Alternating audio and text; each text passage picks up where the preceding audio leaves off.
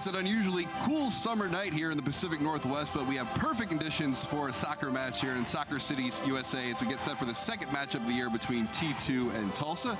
These two teams played to a 1-1 draw on opening weekend of USL 2019 down in Tulsa, and they meet for a second time tonight as we take a look at the Western Conference standings. You can see T2 right now 5th place, and you can see how tight the race is right now. Just 2 points separate spots 4 through 8 in the Western Conference. As we welcome you into Providence Park on this 4th of July weekend. Welcome everyone. Tom Kolker, Nat Borgers. Now start with T2. They're a team that was riding a 6-game unbeaten streak, but back-to-back losses to Reno and Phoenix coming into tonight. Yeah, Tom, and it really looks worse than it is for T2. They had a good string, a 6-game unbeaten streak coming into that Reno game. It was 2 minutes against Reno that they really didn't do well defensively. They switched off, and then it's 2 minutes at the end of that Phoenix game where they switched off. So really, it's going to be important for T2 to right the ship in terms of being switched on in those key moments defensively throughout this match. Meanwhile, this Tulsa team really struggling. They haven't won since last April, and they've lost 5 straight games coming into tonight. Yeah, they're a bit of a wounded animal, aren't they? And you look at them and you say it's a team that hasn't won in 10 games. And if you're T2, it's an opportunity. You have to come out with a ton of energy, really bring that home energy, that advantage, and get after this Tulsa team, because scoring a goal early could get their heads down and really lead to a good result at the end of the game. Let's talk about our players to watch tonight for T2. Brian Hurtado is going to be a key man offensively. He scored in 3 straight games. Yeah, Hurtado is a lanky, wide midfielder. He's able to get up and down. He's been so good offensively recently. His 3 goals have been very, very good on that left foot, and I expect to see a lot of movement, a lot of action from him in this game. Meanwhile, Tulsa is a dynamic midfielder in their own right. Diego DaCosta scored 5 goals and has 7 assists on the season. Yeah, Rodrigo DaCosta has been very, very good for this Tulsa team, and he can play as a wide midfielder. He can play underneath the striker, but he's got a very good final ball, so that T2 backline is going to have to be aware of that tonight, and he's going to have to keep an eye on him, especially on set pieces, because he can hit a good ball from distance. T2 4-1-3 all-time against Tulsa, including a 4-0 win right here at Providence Park last season. Starting lineup, kickoff coming up next here from Providence Park.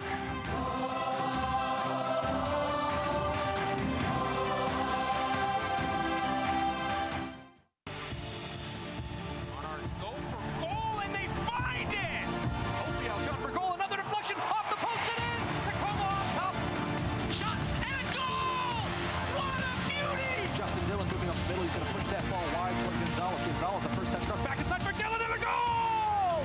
Inside 18, shot, push wide!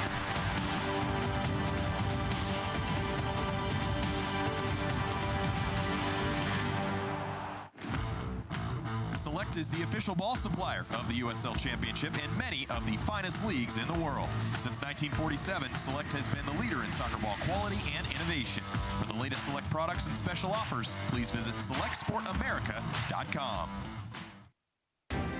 Tony, can you hear?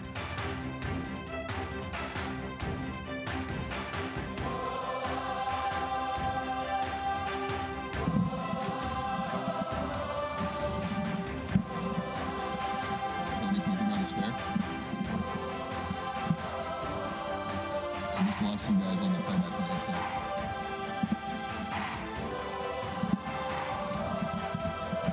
Anytime I lost them on the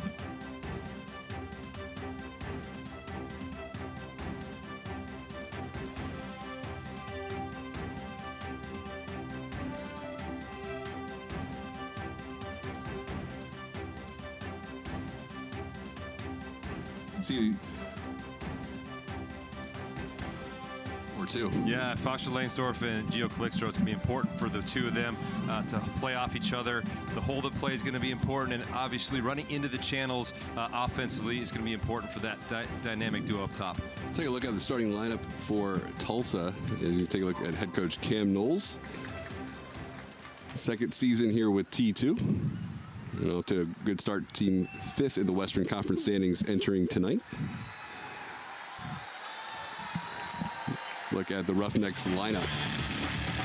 And a 4-1-4-1. Yeah, pay close attention to that back 5. It's going to be important for Reyes to really cover those spaces in behind that midfield 4. And that back line's been really struggling to keep goals out of their own net. So it's going to be important for them that first 15 minutes to weather these storms and make sure that they could show they have some backbone tonight. You see T2 in white and green. Look at Tulsa head coach Michael Encian. Former Timber, played here in 2006. So ties coaching staff for Tulsa. Donovan Ricketts also on the bench for Tulsa. 74 appearances during his time here with the Timbers, as we're just about set to go from Providence Park. The new Silva will get things started. T2 meeting Tulsa for the second time this season. We mentioned they played on opening day back on March 9th down in Tulsa. A 1-1 draw between these two teams. Odujama getting the equalizer in the 57th minute. And T2 unbeaten here at home against Tulsa, including a 4-0 win last year. A game which they dominated from start to finish, as we are underway from Providence Park, and a long ball played into T2 Saffel will go into the goal area for Alej Ivicic, making his fourth start tonight for T2. The youngster Harold Hansen trying to turn the corner, that taken away by Reyes, and T2 win it back and look to build out of the back.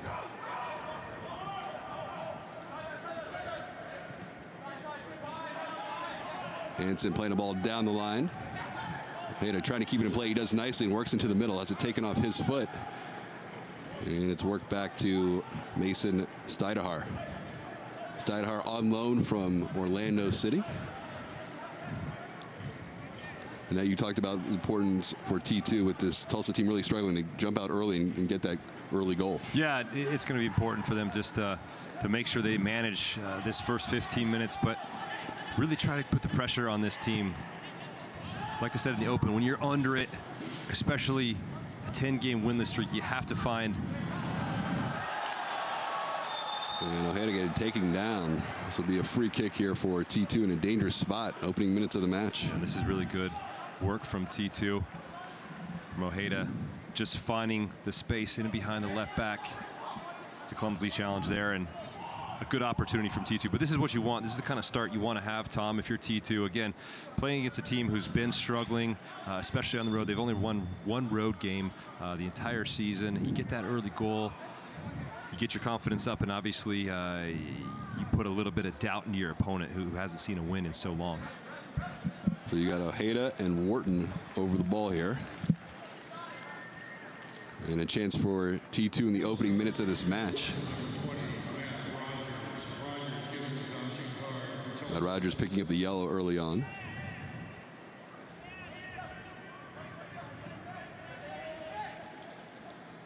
And let's see if it'll be Ojeda or Wharton to take this set piece for T2 as they try and strike early here in the 3rd minute of the match. 4-man wall for Tulsa.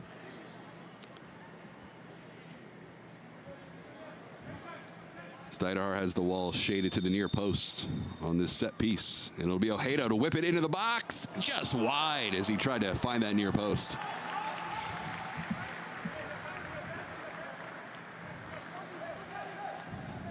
And Ojeda is able to get this ball up and down as he just aims for that far side of the wall.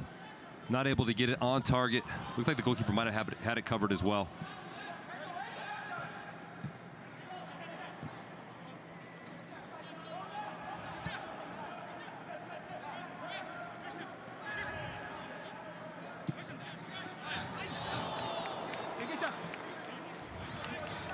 As Ivicic getting tested early on here, and Tulsa that time building out of the back and working down the field quickly. Altamirano with the early opportunity here for Tulsa. Yeah, T2 leaving a lot of space open on that left side of their midfield. Seemed as if Hurtado was stepped up a little bit too high, needed to come back and get tucked in. But it's a good opening salvo there from the Tulsa team. So 2 early chances early on here in the first few minutes of this match. Mentioned Tulsa's struggles defensively. 37 goals allowed coming into tonight, tied for 3rd most in USL. The ball's whipped into the box, headed away by Hendrick, for draft pick of Sporting KC. And now Tulsa working down the near sideline. It's played ahead to Silva. Rogers picked up the early yellow card. And now the play switched to the far side of the field. Yeah, it's going to be important tonight for T2 to make sure that that front duo of Langsdorff and Calixto are managing the middle of the pitch. One's got to step to the ball, one's got to cover off in the midfield. make sure they're both not playing too flat, because then Tulsa really gets the advantage numerically in the midfield, and it can be a tough night defensively in there for that T2 team. Altamirano on the turn. 4 goals on the season. Lobs it over top of the defense. Hansen trying to get there first. Harold plays the ball toward midfield. That intercepted that time by Rogers. And the Roughnecks on the attack here as they work right to left in the first half. Tulsa's last win April 24th against Colorado. And it's really been a struggle on both ends. We talk about the 5 straight losses coming into tonight. They've been outscored 18-3 and shut out 3 times over that same time period. That's really difficult, especially when you look at the results they were having earlier on in the year. They were scoring, they think they scored 18 goals in their first 8 games, which is incredible. Talking to Coach Michael Ensian, they were scoring goals on set pieces. They were scoring goals in a number of different ways, and then for it to dry up, and then on the defensive end not being able to keep things tight, I think it's been very frustrating for him. Well, to your point, they were 3-1-1 through their first 5 matches and off to a great start, but it has certainly been a struggle since that point as T2 earns another free kick here. Wharton will get it started. He is making his 17th start, 3 goals. It's tied for 5th on the team. And when we talked to Michael Ensian earlier today, Tom, you know, he talked about getting back to basics. You know, when you go on the road, you have to focus on the defensive aspects of the game. And we asked, as Miller plays the ball over the top, Langsdorff trying to get there. Wickstro, a little bit of room with the left foot, trying to feed it back to Langsdorff. That cleared away by Rogers. Really good interchange there, interplay from Langsdorff and Calixtro. Like to see that early in the game for them to find that rhythm, find that relationship. A ball by Miller to play it forward. Now Ojeda on the wing. Hansen, T2 looking for options. Duspay plays it across. And the veteran Roy Miller, 6 seasons with the Red Bulls. And another whistle, 3rd foul already here in the first half against the Roughnecks. Quickly restarted.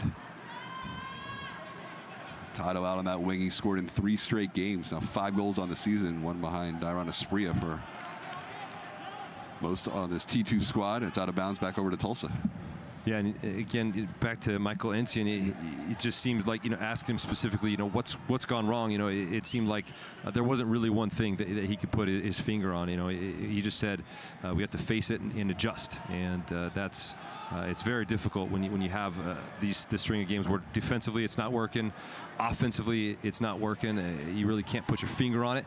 So for T2, it's an opportunity. They really have to find a way to get at this team early in the game, because the longer this game goes 0-0, the greater the confidence this Tulsa team is going to have. I try to play it through the middle. T2 win it back. Wharton out wide for Roy Miller. And now T2 attacking with Smith, working down the left flank. He's got a lot of space to room. Smith whips it in with the right foot, looking back post for Ojeda. Hansen can't control it. And that foul goes against Harold Hansen. It's interesting that one of the guys that we featured in the pregame, DaCosta, is a guy who can play inside and outside. Right now we see him out wide on this wing in this 4-1-4 formation. Yeah, and it's actually interesting watching the way that Tulsa is building up and playing, because it seems like Reyes is coming centrally at times to help out with the die on the defensive end, but he's also getting wide at times on the offensive end of the field in this 4-1 formation, and he's really been versatile here for Tulsa, and I think it's going to create spaces for DaCosta on this left-hand side in the near touchline, because he obviously needs some room to operate, and I think in a 4-1-4-1 like this, it's going to give him a lot of room to operate with having a die and Reyes in there just to cover for him. Hansen has it poked off his foot, and Tulsa win it off the turnover. Chance to attack now, DaCosta. Altamirano trying to whip it in for Silva, headed away by T2. Hendrick gets the play started again. DaCosta, good ball out wide on the wing. Reyes got space on the left flank. Hansen trying to cover. Play to the top of the box. Takes a bounce through. Ivicic there as Altamirano lurking on the back post. And that's again what I was talking about. It seems like Reyes is able to really come outside at times in the attack, and I think that it's allowing DaCosta to come inside and kind of play more as a free player at times, and it's really interesting because I think T2, when you look at the space on this near side touchline, can really take advantage of this space and utilize it because there's not a lot of bodies out there at times, and if they need to switch the ball a little bit more quickly, they can find the space here on this near side touchline. Scoreless here in the 10th minute. Both teams one good opportunity in the opening minutes of the match. Miller carrying into the attacking half. Hurtado. Ojeda slicing through the middle. Elixir leaves it back. Hurtado with the left foot from distance. Can't get it on frame, with some good interplay there in the middle of the field for T2. And Hurtado showing us really what his movement has been all about. He's really starting a bit more narrow in this opportunity, coming inside. We expect him to play more as a wing player, but he's coming inside, trying to find the space in there, and it's a good left-footed shot from him from distance. Doesn't really test the goalkeeper, but I expect to see more of this from Hurtado, starting inside, allowing the outside back, Smith, to overlap, and then finding those spaces where he can be dangerous. Tulsa looking to work out of the back. Played on the wing to Rogers. Costa trying to get it back to Reyes. Warden reads that well, and a turnover.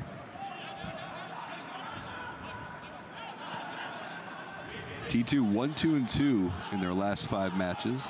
And we talk about defense and the struggles for Tulsa. T2 struggled a little bit on the defensive end as well. They've allowed multiple goals in 4 of those 5 games, and now we had a chance to catch up with Cam Knowles during the week. And a lot of this, challenges for T2 are just getting guys together to practice more than one time during a week when you got guys going back and forth between the first and second team.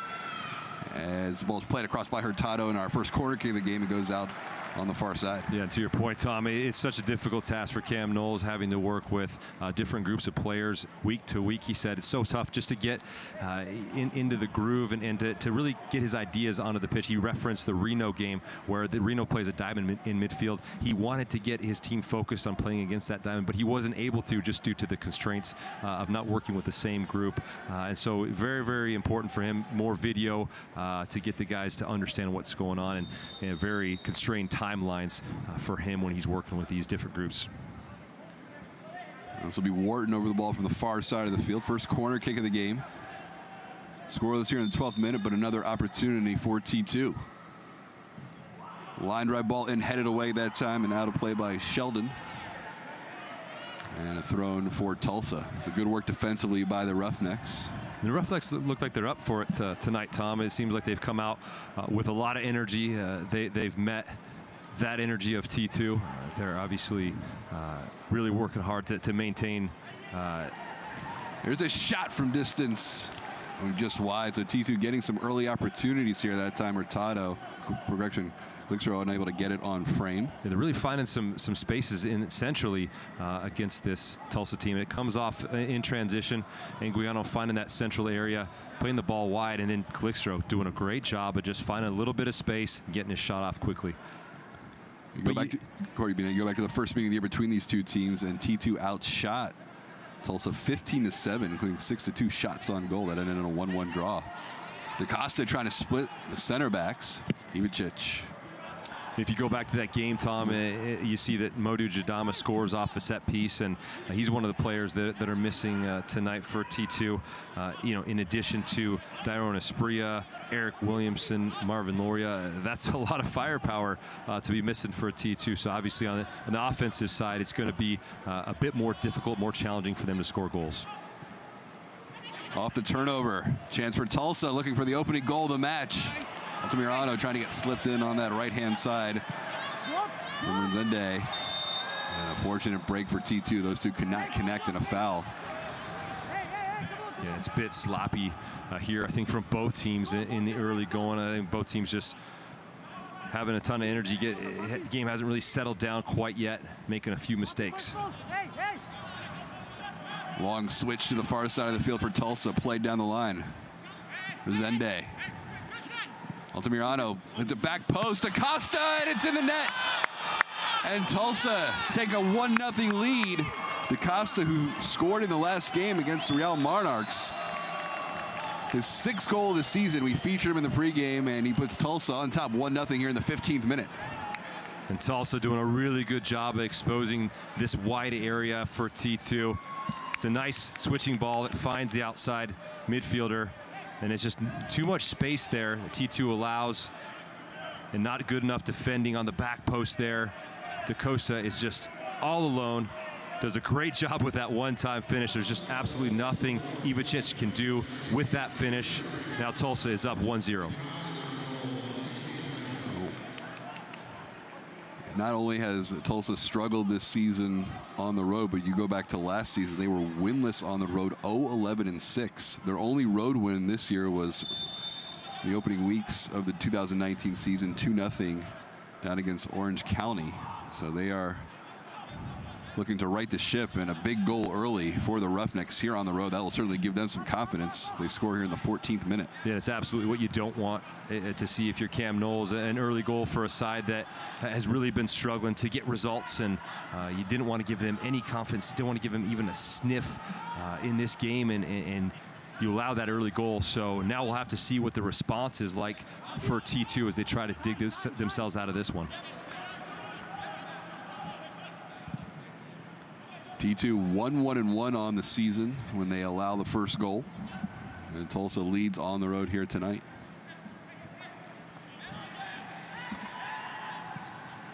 Played out wide on the wing. Miranda could not control that one. It'll go back to T2. And seeing Brian Hurtado playing almost as a false winger here, Tom, where he's staying up higher in the attack and a little bit more centrally. It's allowing Nathan Smith to overlap, but unfortunately on the other end, he's not getting the help defensively that he needs. And Anguiano and Wharton are having to slide over, so it's creating a little bit of an overload issue for T2 on that side. Good turn by Hansen. But can't get it on frame as it goes out for a goal kick here in the 17th minute.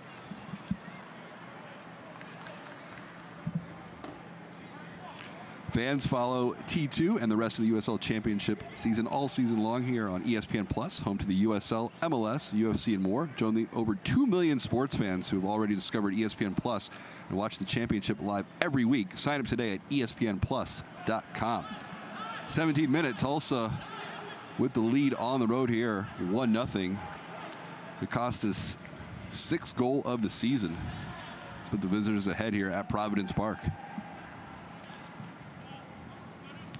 Tulsa 0-2-1 all time in Portland. Here's Rogers. And they have the numerical advantage in midfield, Tom, because playing with 2 strikers in Calixto and Langsdorff, you're sacrificing a midfielder. And right now you have DaCosta in there, you have Reyes, you have Adai, and then Resende is coming inside as well. It's creating a bit of an issue here as T2 just can't get close enough to put pressure.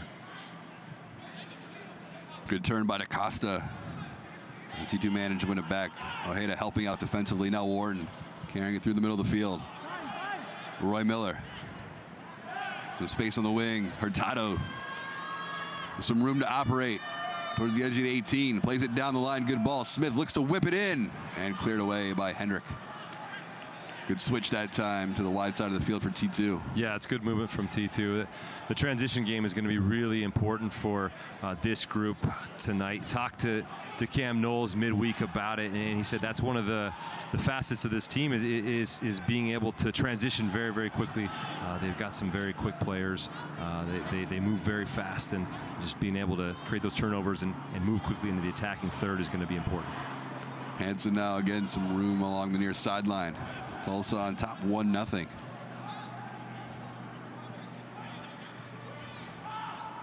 Miller switches it out wide. Smith. Hurtado pushing out wide, gets it on the wing. Looking to go against Sheldon. Plays it across. And let's see if that took a deflection. It does.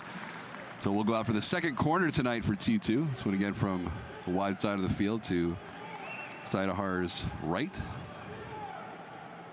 And Hurtado's been very active so far, just as we highlighted in the open, just being able to find a lot of spaces in behind that back line and using that big lanky body to get himself forward. Wharton wearing the captain's armband over it. Chance for T2 here in the 19th minute. Line drive ball headed away that time by DaCosta. T2 looked to circulate though. Flag stays down. Looks like trying to hold it up and turn, and just knocked out that time by a die. And Tulsa recover again. Long ball played ahead. Altamirano out on that wing looking to control it in a battle along that far side with Smith, and T2 earned the throw-in.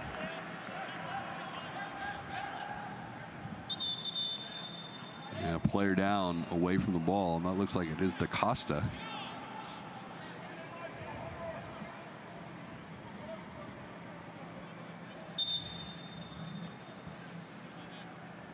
He cleared that corner kick, but not sure if it was on that or if something happened when the play left the box.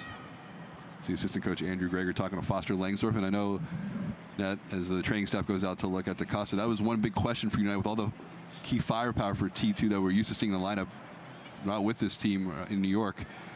Where would the goals come from? And for Langsdorff, he's a guy who, was at the top of the leaderboard last year, but for him, it's about taking advantage of the opportunities he does get. And I think that's one of the reasons that Cam Knowles hasn't paired up with Calixto up top, is because I think Langsdorff needs another striker near him to help him find space, to help him create, because when it's just himself up top in a front three or a 4-2-3-1, it's very difficult to find space in the box. And so having Calixto up there is important. But I think Calixto's movement's going to be important for Langsdorff to find space tonight. He's going to have to make sure that they're close together, have to occupy one of the center backs at all times. And again, I think making those runs into the channel is going to be huge in transition. Haven't seen it quite yet, but very important for those two to pair up well together tonight and create some goals. Good to see DaCosta on his feet. Let's take a look at the T2 upcoming schedule. You can see on the road for 2 straight at Sacramento, Fresno, then home here against the Galaxy, and then back on the road, El Paso and Colorado. But T2 has been very good on the road this season, just 2 losses on the road all year. Yeah, but that's a tough schedule. You look at Sacramento and Fresno, both teams in the top 10 in the Western Conference standings right now. They've been having very good runs of form, so it's going to be important for T2 to focus on those results after this one here, of course. T2 with it on the wing. DaCosta back out on the field. We're 11 aside. Lob down the sideline for Hurtado, and this should be a corner kick. It will be. So 3rd corner kick of the opening half here. We're in the 22nd minute if you're just joining us. Tulsa jumping out to a 1-0 lead in the 15th minute. Rodrigo DaCosta, 6th goal of the season, as he was open along the back post, and a good volley beat Ivicic, who had no chance on the play. And we'll see what Wharton can serve up here. He's tried to go to the near post on the previous 2 attempts. This one goes back post, skips over Steidehart out the other side, and cleared away by Tulsa. Yeah, and unfortunate there for Wharton not to get that in more of a dangerous area. But we talked to Incy and Coach Michael Incy about set pieces today. He said that was a focus for him defensively and offensively. They've been scoring goals early on the season via set pieces. They haven't been scoring recently, and then they've been getting scored on recently. But for me, Tom, set pieces are really a mentality thing at times. Really being able to mark up against your man, say, hey, you're not going to score against me tonight no matter what you do. And when you're struggling for results like Tulsa has been, those are the kinds of key moments you give up. Rogers sending it down the sideline. And that's going to be a foul on Dispe. 1-0 Tulsa on top. Yeah, DaCosta doing really well with his body here, and Dispe just with a clumsy challenge in from behind, trying to win the ball. So, Nat, if T2 stay in this 4-4-2, is there a way they can make the situation more competitive in the midfield? I think that it's going to really come down to what Calixto and Langsdorff do, because if T2 are not able to transition quickly with those two, and they're having to bunker in, and absorb a lot of pressure, it's going to be a really tough night for them, because Tulsa's just going to dominate that midfield, and they're not going to have very much possession. But if they can use that to their advantage, win those key moments, and then transition quickly and find Klickstro and Langsdorff on the other side, I think it's going to be very important. So this next 20 minutes in this half is going to be very important to see how they play and how they respond. Back-to-back fouls against the Roughnecks. Rogers committing that one. He's on a yellow. He picked up that yellow in the 3rd minute of the match. Yeah, they've come with some bite, haven't they, Tulsa? And again, it comes down to the run of results. This is a team that's got their backs against the wall, and they need desperately to get a result. So you could see that coming through in the way they're playing with their bite, their tackling, and their urgency. Another dangerous opportunity here for T2 in the 25th minute. Ojeda will serve it in. Can't get past the first line of defense.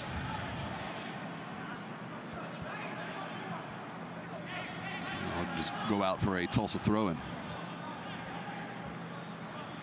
T2 3-2-3 here at home.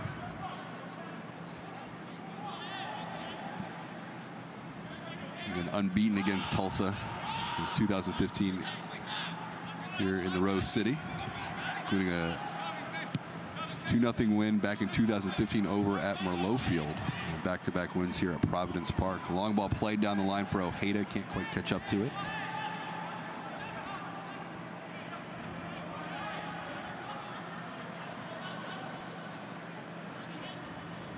You have to say, though, Tom, this is a perfect night to play soccer in the Rose City. As you said in the open, it's unusually cool for this time of year. Usually it's baking this time of the year, in the mid-80s or so, but it's been high 60s, low 70s recently, and especially on the turf pitch, it just makes it so nice to come out and be able to play in an environment like this. Pay. A hard collision as he let that ball go down the sideline. It's like he's okay as he collided that time with Silva, and a yellow to Silva.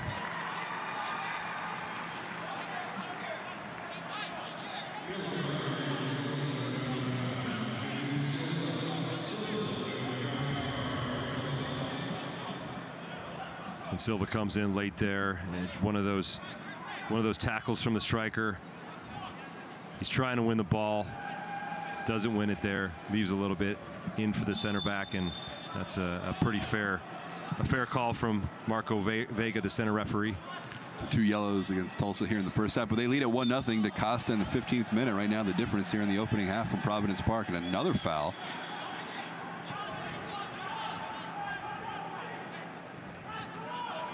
And if you're T2, you're receiving on the receiving end of all these fouls. You wonder, okay, what are we going to do? What's our response? Are we going to also step up and play this physical game that Tulsa's playing? Because it seems like they're being much more physical than T2 right now. Altamirano with some room down the far sideline. Smith working back defensively.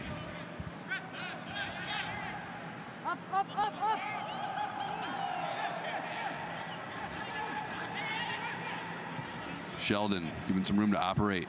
Now back out wide. Altamirano with the left foot serving again. It's Silva. Silva looking to turn on Dispay. Plays it across, but no one there for Tulsa. Easy play for Ivicic. Yeah, again, it comes on that left side for Nathan Smith. I see him just gesturing to his front guys to give him a little bit more help. Seems like he's kind of on an island back there. He needs to have Hurtado come back and help him a little bit more. Maybe have one of the holding central midfielders, Wharton or Anguiano, come over and give him a little bit of help. But the overloads are really working in the favor of Tulsa right now with the formation. We talked to Coach Knowles about the formation, the idea of going to the 4-4-2 versus the 4-2-3-1, and a lot of it is trying to maybe mirror what Gio and the staff are doing with the first team. So there's some cohesiveness between the two, but at the end of the day, it's about what he thinks is going to be the best formation against the opponent. Yeah, well, and certainly he would be playing a 4-2-3-1 if he wanted to mirror the what the first team is doing it in this moment. But I think it's about personnel as well, and about getting the most out of those guys. And if you look at Foster Langsdorff, I think he wants to see a little bit more from Foster and give him more of an opportunity to succeed. I think this is a formation that suits Foster, but again, they're going to be sacrificing numbers in the midfield. They're not going to have as much possession, so that just means that they got to find goals in transition. Miller stepping in front of that passing lane. Can you also play a little more direct, or try to, when you got two up top like that? Yeah, certainly, and Cam Knowles talked to us about that. He wanted to see Langsdorff and Klickstro get into the channels a bit more and try to create from there. Altamirano trying to serve one in. Smith knocks that down, and now Hurtado turning and making a run. Hurtado in the attacking half. Floats it across the field for Ojeda. And a hard challenge.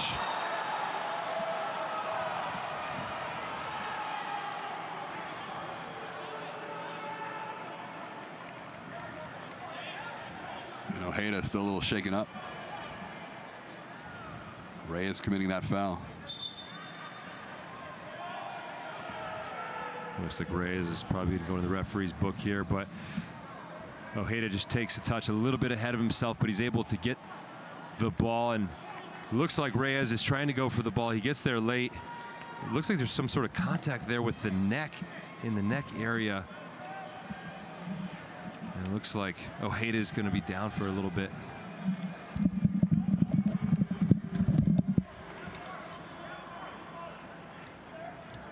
Training staff look like they're looking at that upper area of Ojeda.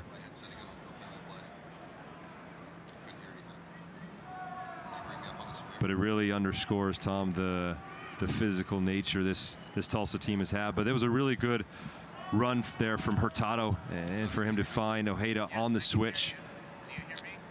And you want to see that I want to see a little bit more from Ojeda in this game, because he's really hasn't been as involved as I would expect him to be on this right wing. Usually he comes inside and he's able to get Hansen a little bit of space going forward, but he just hasn't been able to get on the ball too much in this game.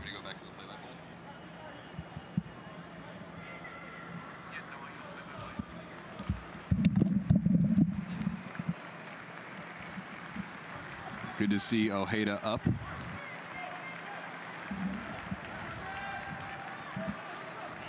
I'm not sure there if Reyes was given a card or not. Ojeda, who got his first goal of the season against Phoenix in the last match. Sounds like there was not a card given there to Reyes on the challenge, which is surprising given the yellow cards that have been given out so far in this game. Another set piece opportunity here for T2 in the 32nd minute. They trail 1-0. Wharton over it. Line drive ball, and it's headed down. It's loose. Lindstrom couldn't quite get to it. Wharton lobs it back into the box.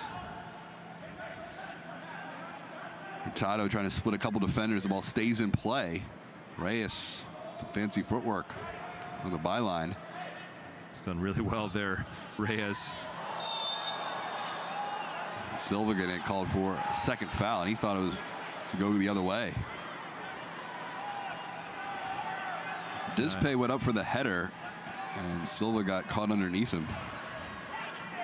Yeah, and it looks to me like Dispay probably should be the one to get called for the foul in that instance. Just going over the top there of Silva. Silva's arguing his case right there, because he's just saying he's holding his position. He did duck a little bit, but Dispay's got to be a little bit more careful. He's been a little bit reckless in a couple challenges so far in this game. He's got to realize when the striker's facing his own net that he's in a good opportunity to keep him facing that way and not try to win the ball. Give credit to Tulsa tonight overall. They've come out and played physical. T2 really has not had a great opportunity on frame here so far in the first half. No, and agreed, Tom. And I think that you look at the game plan for Mancienne, playing with the 4-1-4-1, more numbers in the midfield, being able to have more possession, it's been crucial. But I think just the energy, the bite, the urgency from this team, you can tell this is a team that is desperate for results. And on the other hand, T2 just hasn't shown that quite yet in terms of what they've been doing. They've had a few chances, but they just haven't been really good enough in the build-up or in that chance creation in the final third. Wharton wide to Hansen. Dispay plays it across for Roy Miller. Miller has got 1 goal on the season.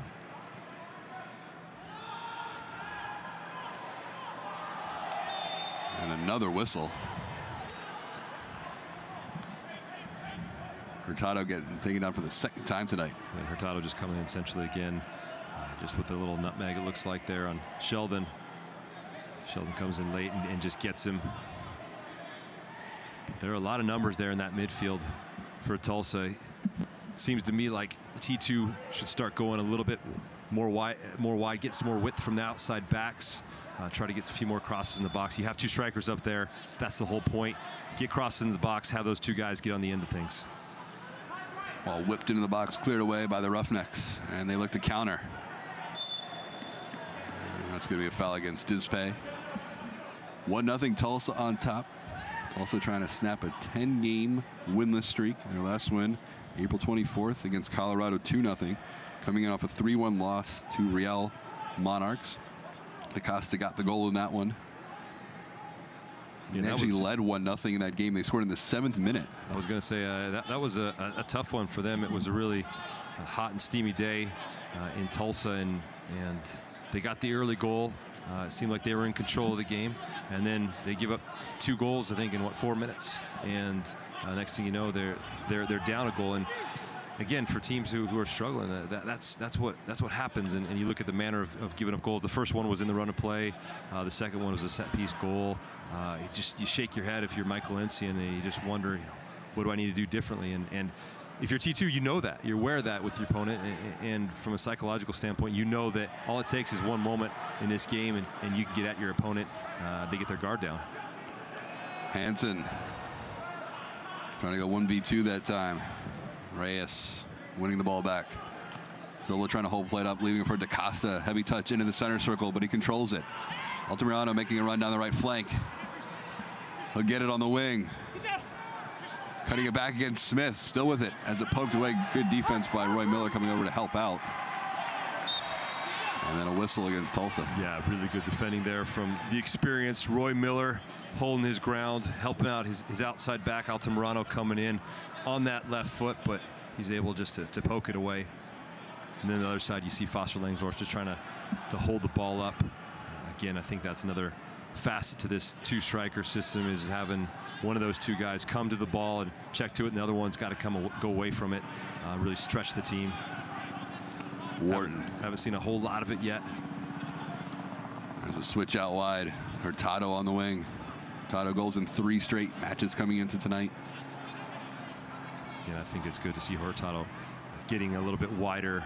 He's been coming in a lot earlier in the game and hasn't really been finding a whole lot of space in there. I think going wide really suits him. And here's a turnover. Hurtado with the left foot, the shot just wide as he tried to go to the short side.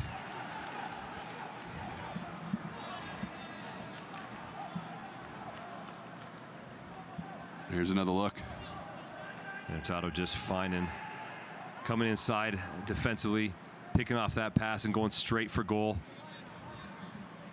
Should probably do better with that if you're Hurtado, just to try to get that one on goal. But good response there from Hedrick, the center back, very experienced player.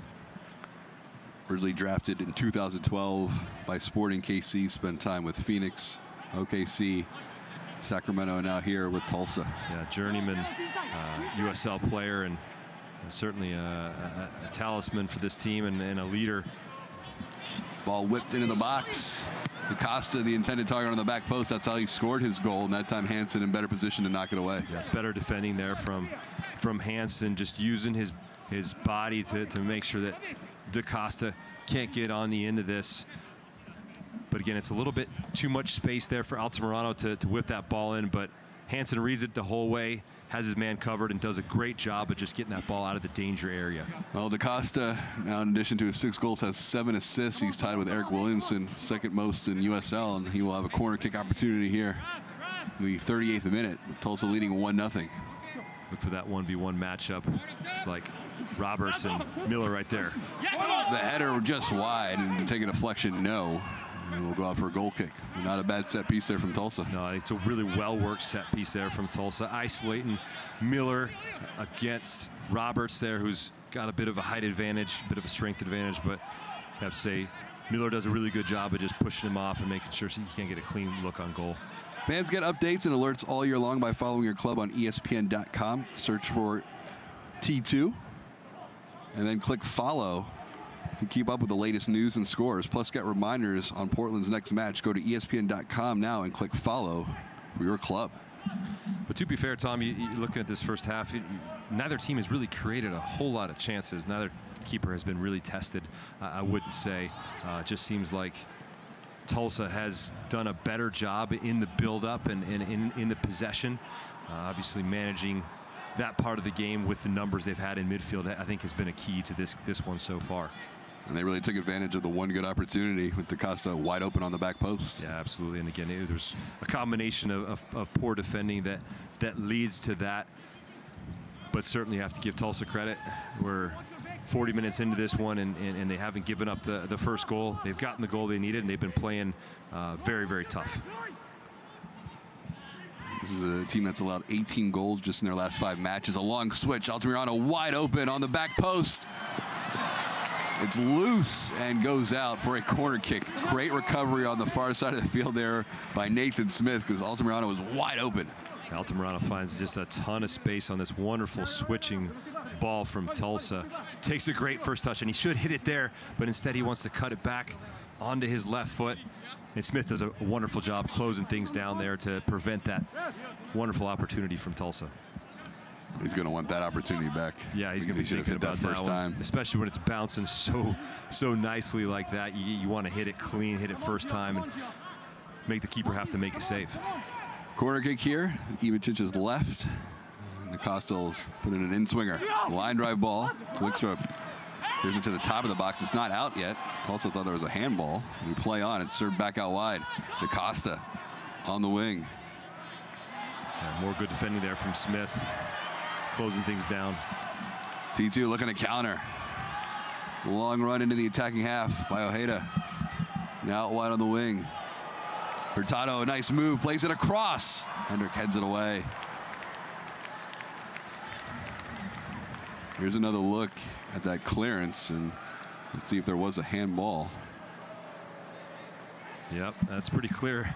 Handball there from Hurtado. You have to wonder, though, how much the player knew about that one as he's trying to clear it. It goes, ricochets off the Tulsa player and back to his hand from a distance standpoint, and from an unnatural hand standpoint. I don't believe that should be called as a handball.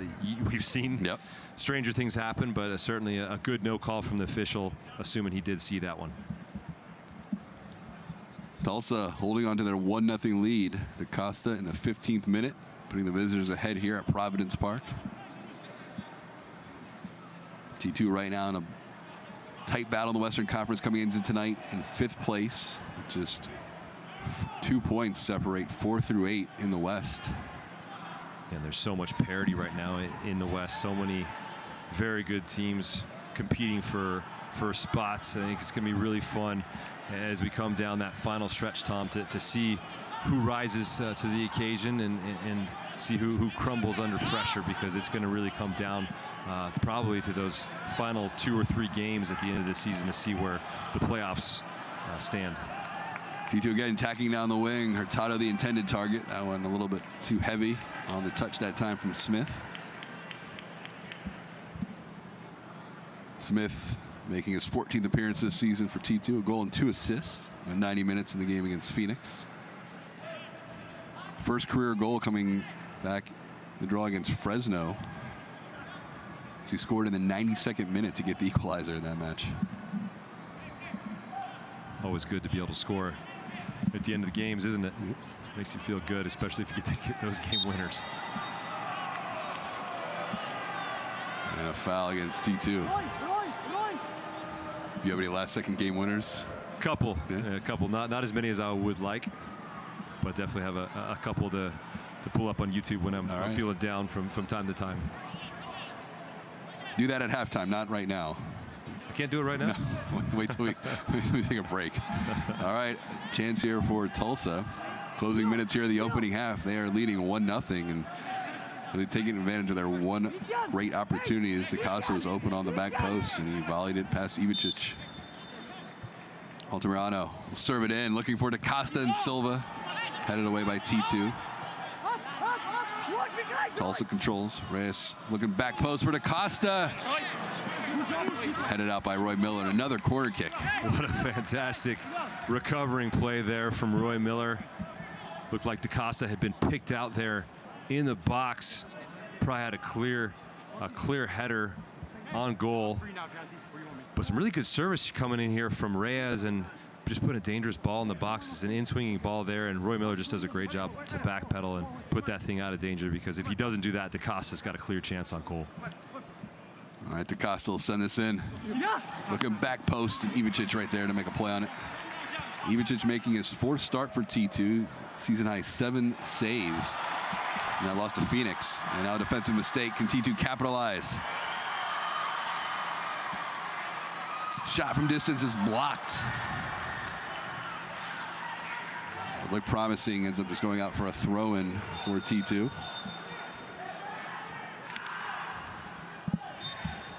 And it was really well worked on the counterattack here. Ivicic, what a monster throw here. The defender just overruns it. And it's a great play from Ojeda to find Langsdorff. I thought he could have done a little bit better there, Langsdorff, instead of cutting it onto his left foot, maybe leave it on his right foot and try for the opportunity. But certainly a good chance on the counterattack there from T2. Looks like we're gonna have 2 minutes of added time here in the first half. Tulsa on top 1-0. Rogers sending it into the middle.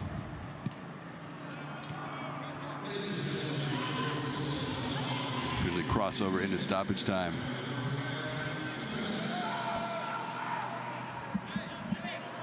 And another player down for Tulsa.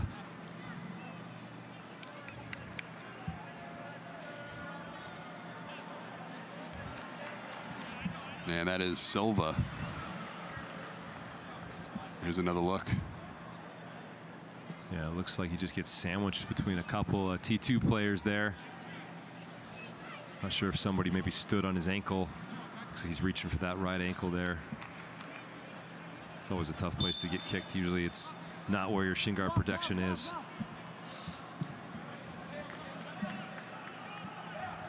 Silva up on his feet. Steinhardt using a little bit of clock here as Tulsa on top 1-0.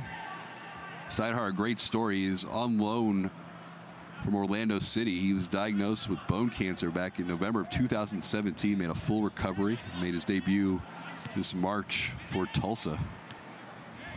That's incredible. Coming back from an illness like that to play at this level. I mean, it's just so tough to physically to play at this level to begin with. But when you have difficulties like that with your health. Diagnosed in November 2017, went through chemo, made a full recovery, and as I mentioned, made his debut on March 29th in a 2-1 win against OKC. 1-0 Tulsa on top here in stoppage time. DaCosta's goal, the difference so far here in the first half. T2 still looking for their first good opportunity on Steinhardt. It's a long switch. T2 will have one more opportunity here. Yeah, it's good to see T2 continue to try to push to get this equalizing goal before the half, go into halftime with a little bit of momentum. I think they've done better here in the last 5-10 minutes, getting a little bit more momentum, try to get that equalizing goal. Fifth corner of the opening half here for T2. Wharton over it.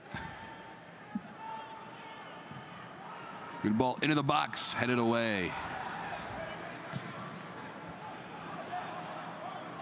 Hansen keeping the play alive, and that will do it. Halftime at Providence Park, and DaCosta's goal, the difference in that, the Tulsa side taking advantage of their one great opportunity in the opening half. They lead at 1-0. Yeah, and T2 didn't come out with the kind of start that you expected them to come out with. I wanted to see them really put this Tulsa team under pressure, and this Tulsa team has been playing with urgency, with physicality. They got the goal that they needed to get, and they've been on the front foot, really, and it's going to be a difficult one for T2. DaCosta's sixth goal this season has the visitors ahead 1-0 here at halftime. Tulsa on top over T2. Highlights coming up next from Providence Park.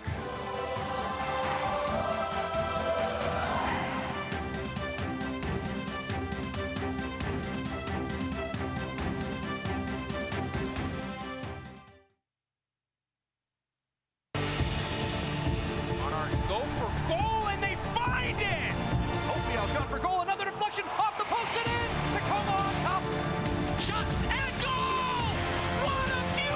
Justin Dillon moving up the middle. He's going to push that ball wide toward Gonzalez. Gonzalez, a first touch cross back inside for Dillon and the goal!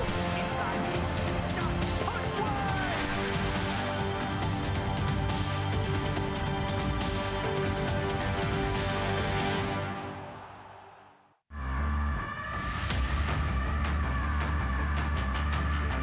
Loose in front, it's Freighter! What a hit! He plays it into the box, headed down, and Freighter! Kiesewetter in for the goal! Cross Kiesewetter! Asante outside the box. Asante, goal! It's Rios! It's a great cross! Daniel Rios again! Brian Brown sends it, and it's a goal! Brian Brown. Lubin, what a save! A second save, loose in front! Lubin guarding the post. Denied by McCarthy! A lot more height on it. McCarthy, a great save. On the volley. Oh, what a save. Newton again. Collier curls, saved. Oh, looking for a shooting lane. Coming to loft. Pipped away. He got it on frame. Olsen up to the taps. Deep over the touch! Great save, tap back in! Shot on. Tepakis with a great save. Nice little 1-2. Caleb Richards. Richards getting it back. Caleb Richards. Douglas Martinez able to put it back in. Martinez puts it back to Coffey! Goal! Lofted ball in, Williamson! Good build up here for Portland Timbers, too. Good chance for Williamson. Swinging away, header, Robertson! Follow up in from Lobo! The header comes in, a great save, and on the follow! At the top of the box, he's dangerous from there! What a fantastic finish!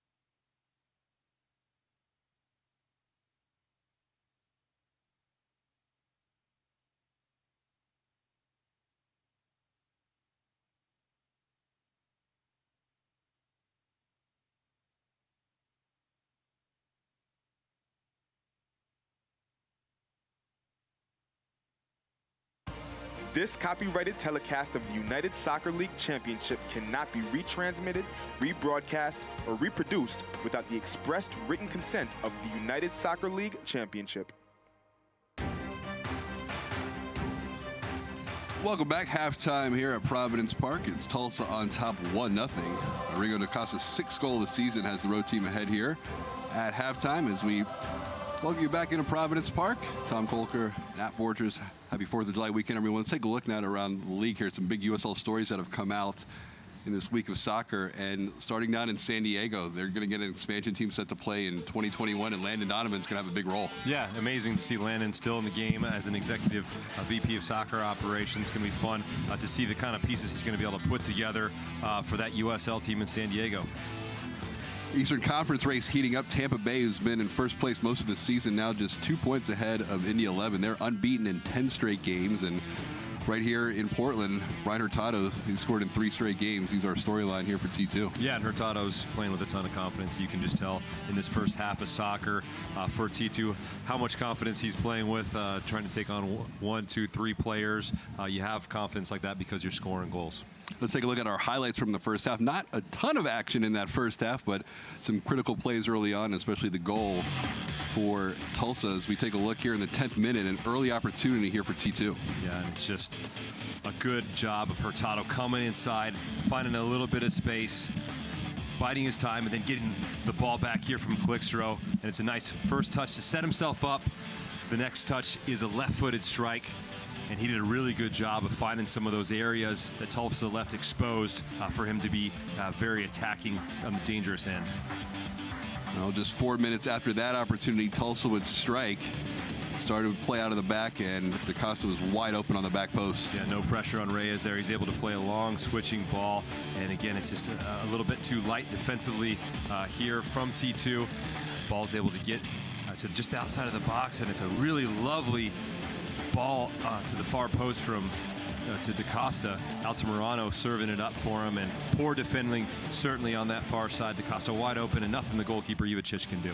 Here's a look at our stats from the first half. You see T2 with the edge in shots, slight edge in possession. It was really back and forth, but not as you alluded to, that 4-1-4 formation for Tulsa. They kind of dominated the numbers in the midfield and really controlled key moments of this match. Yeah, and that was one of the big key takeaways from the first half, is that Tulsa dominated the midfield. And when you're playing with 2 up top for T2, they got to find a way to transition quickly to really get that counterattack going. And they weren't really able to do that for the big stretches of the first half, but towards the end, they were getting to have a little bit more confidence. A lot of fouls there on Tulsa in the first half. They're a physical team, so Nat, as we look forward here toward the second half, how does T2 get more possession and get that confidence to move forward and try and find that equalizer? Yeah, I think that unless they decide to sacrifice one of the strikers, they're going to have to give up a little bit of the possession. But I think that's okay. They have to allow Tulsa to come at them a bit. They're going to have to absorb some pressure, but they're going to have to really transition quickly, like I said. Make sure we haven't seen enough from Ojeda on that far right side. I want to see a little bit more from him on the attacking side. I want to see more movement from the strikers. I want to see some runs into the channels from them. And then I think Hurtado, he's been dangerous. I think continuing to find those areas, in wide areas to get on the ball and come at that Tulsa defense 1v1 is going to be crucial. And you really want to see Langsdorff get a chance or two. 4 goals coming into tonight. We mentioned 14 goals last year. He's one of the league leaders in that department. It's been more limited this year, but the question is for him, can he take advantage of these opportunities? And he's been in the starting lineup, and we'll see what he can do here in the second half. Especially Noah Spria, no Loria, no Zambrano for T2 here tonight. So Langsdorff, focal point of the offensive attack as we're underway in the second half. T2 working right to left. They trail 1-0. T2 on the season 1-1-1 when they trail at the halftime break. And they're going to want to have a really bright start. T2 come up with some more energy. They didn't really have enough in that first half. I feel like Tulsa met their energy and exceeded it, and showed how much urgency that they had to really get a result here. And you expect to see them pack it in a little bit more. So it's going to be important for T2 also to find some more overloads. And it doesn't look like there's a whole lot of space in the center of the pitch. So finding those wide areas and getting on the ball and getting crosses into the box for Calixtro and Langsdorff. Hurtado trying to find some room. Smith making overlapping run, plays it across. Headed away by Tulsa. Good central overload there from Brian Hurtado, just finding that ball in that pocket of space and getting the ball out wide to Smith. T2 attacking down the left wing. And that will go out for a goal kick. This is a good entry pass from Miller to Hurtado, who gets the ball on his left foot, squares himself up, and plays a nice little ball into Smith. Unfortunately, he can't pick anybody out in the box, but it's a good start for T2. T2 on the season, 3-2-3 here at home.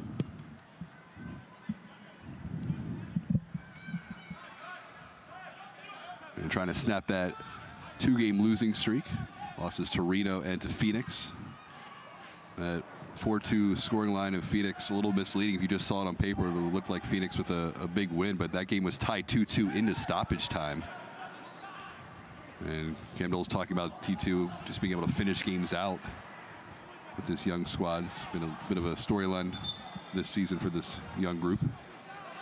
And they've done a good job of bringing in some veteran pieces to like Todd Wharton and like Roy Miller to help out with managing those moments, because when you're a young team, and we saw in previous iterations of T2, 2017 for example, they really struggled to get results. They had a young team, they weren't really able to put it together, especially in those key moments of matches. And that's where you need your leaders.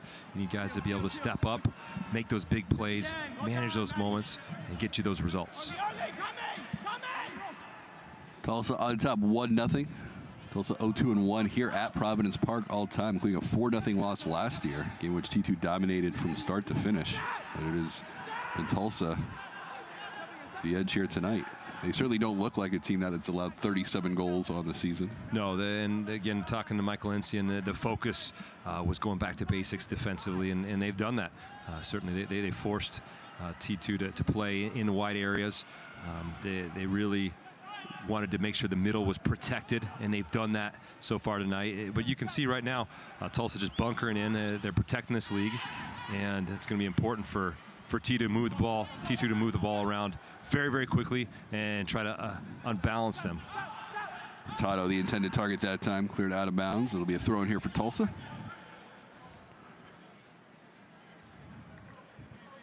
But again, very difficult for T2. You talk about the firepower they're missing, the explosiveness, the Marvin Luria, the Dairon Espria, those types of players. Very difficult to miss those guys and still hope to have some good attacking prowess. That's going to go against Tulsa. I mentioned the road struggles for Tulsa. They were 0-11-6 last year. This is a look. Yeah, Silva just coming in late there on Disbay. Tulsa 116-9 on the road since 2018. Their only win this year on the road at Orange County. That's an incredible stat. And the road is such a difficult place to get results in soccer. Those who haven't played the game may not understand why, but there's a mentality to it. And you expect, as a home team, you always have that energy from your crowd. You have your familiarity with your home. You have the locker room that you're so used to seeing, and it just gives you so much inspiration. Whereas when you're on the road, those things aren't as familiar, and it's just so difficult to grind out results sometimes for teams. And Tulsa's obviously a team that's really struggled on the road. Throw in here for Matt Sheldon, making his 4th start of the year. Part of the San Jose Earthquakes U23 squad previously, before joining this Tulsa side. Zende. Altamirano trying to keep the play alive. Turnover, chance here for T2. Ball's played across for Wharton. Read well. Reyes intercepting that pass. Yeah, and seeing getting a little taste of Ojeda there on the ball. He's very tricky with that left foot. He's a good, skilled playmaker. He's been playing as a number 10 in the 4-2-3-1 formation, now playing offset as a winger. It's been a little bit difficult for him to really come in and find the game, especially in this one here. Just hasn't been on the ball as much, hasn't been able to play that final pass to the strikers.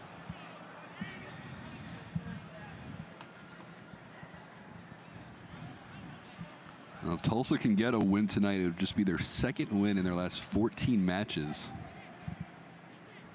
Michael Etienne looking to just turn things around, get the squad going in the right direction. Talk about ties between both teams, and you mentioned Etienne playing here for the Timbers in 2006. Donovan Ricketts also on the bench for Tulsa. 70 appearances for the Timbers from 2012 to 2014. And a man you faced in a MLS Cup final. Yeah, and 2009. An interesting one there because he actually went off injured in that game. The game goes to PKs. Thank goodness his big frame is not in there because he was such a great stopper and seemed like he could cover the whole goal with that big, those long arms, those long legs, and certainly for us to come out on top. It was fortunate the fact that he wasn't in there towards the end of the game, but fantastic career. He's won MLS Cups. He's won Supporters Shield. He's an absolute legend, and good to see him staying in the game and helping out this Tulsa team. Here's Roy Miller, speaking of a man with a lot of MLS experience, 6 years with the Red Bulls. Part of that was Saprissa down in Costa Rica. Dispay a long floating ball into the attacking half. Tulsa on top 1-0 if you're just joining us. Rodrigo da Costa's 6th goal of the season. And now time and space for Sheldon to work up the field.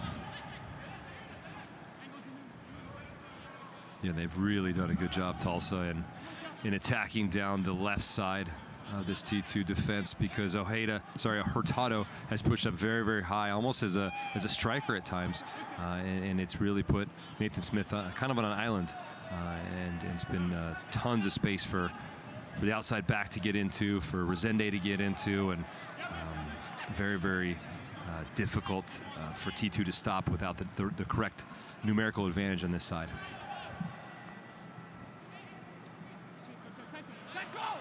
Hansen winning the ball momentarily. Both teams now looking to control. And T2 come away with it. Taken right back by Reyes. He's had a good night. Looking down the wing for da Costa. That ball had too much on. We'll go out for a throw-in. And he's done a really good job, Tom, of getting on the ball and switching the ball, switching the point of attack. You need to have a guy like that in your midfield. T2, without the numbers in the midfield, they haven't really been able to get the pressure on him. And you have to think that either Calixtro or Langsdorff has to drop into the midfield at times to help put pressure on him so he's not able to serve these balls into the box so easily. Good clearing header by Smith. Anguiano, Miller, now Smith just in the attacking half. Tulsa bunkering back defensively. Hurtado, a nice turn on Sheldon. Hurtado, edge of the box, plays it across, takes a bounce. The ball took a big bounce in the box that time as Langsdorff was setting up. Ball served back post. Tider on top of that, no trouble. Langsdorff just couldn't get a lot of momentum behind that header. And some nice run that time by Hurtado to create that opportunity. And you have to love the quickness of Hurtado, how easily he just gets out and just runs 1v1. Here he is again, edge of the 18, trying to make a move around Sheldon with the left foot. And that'll go out for a corner kick. And this is a lot better from T2, just getting Hurtado isolated 1v1 against that outside back. He lines him up here, dips his shoulder, just heads to the end line. Good recovery there, though, from Sheldon, and out for the corner.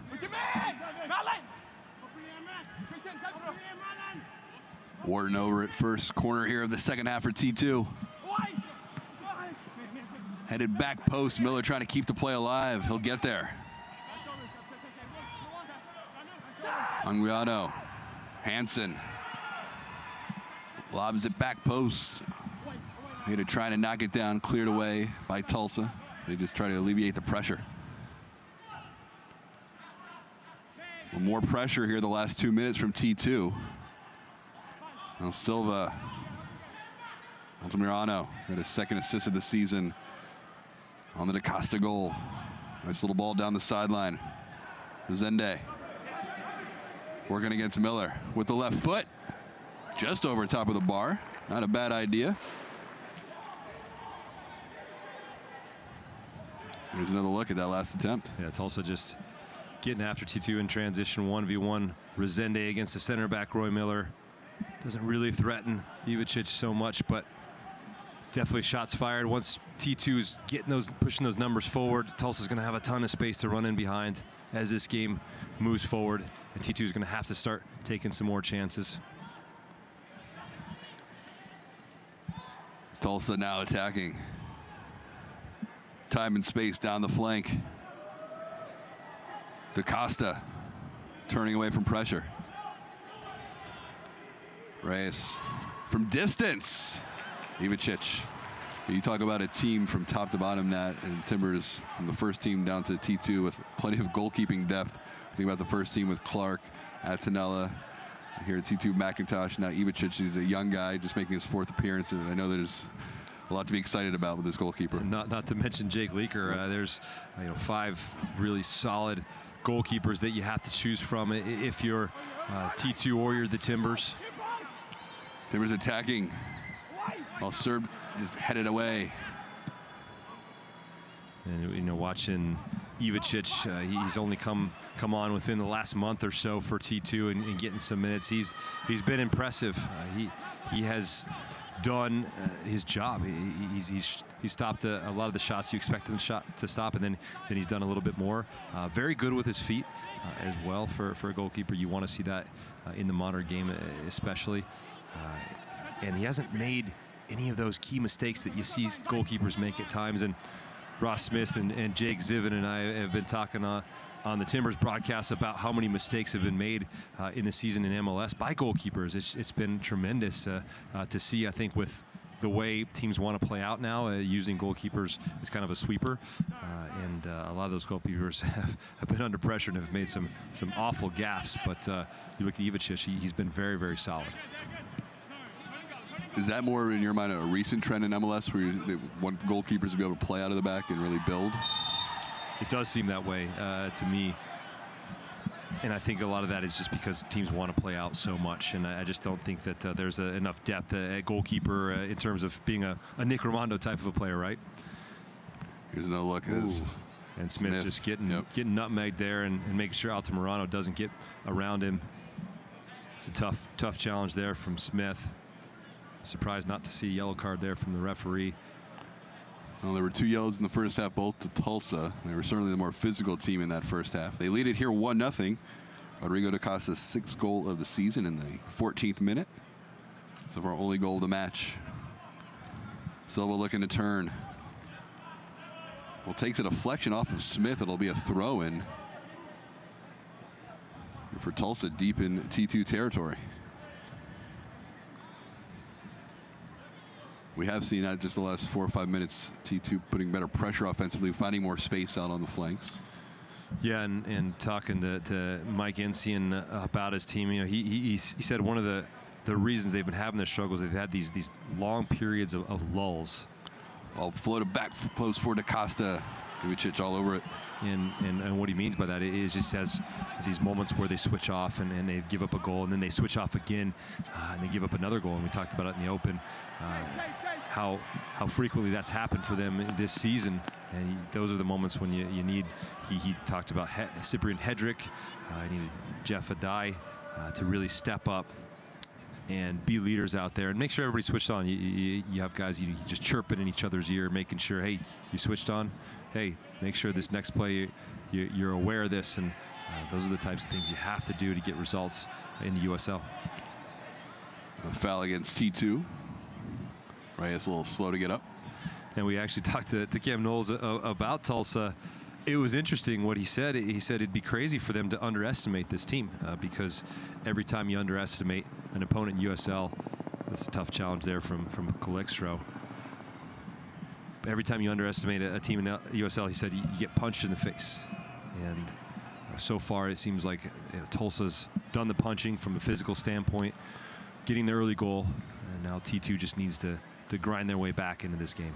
See Tulsa with the edge in fouls there, 12-10, but certainly T2 has been a little bit more physical here in the second half. And I think that's a good response from the manager. I would imagine Cam Knowles in the locker room would have been telling his guys, hey, you've been getting kicked around the first half. Where's the response? You know, are you going to allow this team to knock you around? This is your home pitch. You need to set a tone here. And we've seen that a bit here from T2 in the early going. Ojeda gets taken down as he tries to split a double team. But we've seen Ojeda a little bit more active, Tom, in this one, and I think that's what Cam Knowles wants to see. And he kind of wasn't involved at all in that first half. Another foul against T2. But the game's been a bit chippy recently. Haven't seen a whole lot of play, just a lot of fouling. Both teams trying to get the edge here.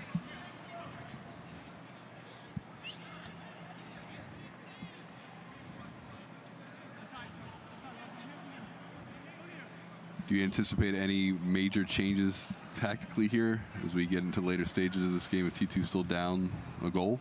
Well, you look at personnel from Cam Knowles, and they obviously just don't have a lot right now to go with in terms of depth. But you look at Sierakowski, I would expect to see him coming off the bench. I expect to see Kobayashi to come in off the bench. They unfortunately just don't have. I would expect to see Ojeda maybe come inside and become more of a playmaker in there. That just means you have to sacrifice either Calixto or Langsdorff. But I think that you need to see that from an attacking standpoint. Pardon me, Altamirano trying to play it in there, and he's looking for DaCosta on the back post again. Good read by Ivicic. But again, you know, Cam Knowles always has his work cut out for him in these types of games when you're missing four really solid players like Williamson and Luria and Aspria.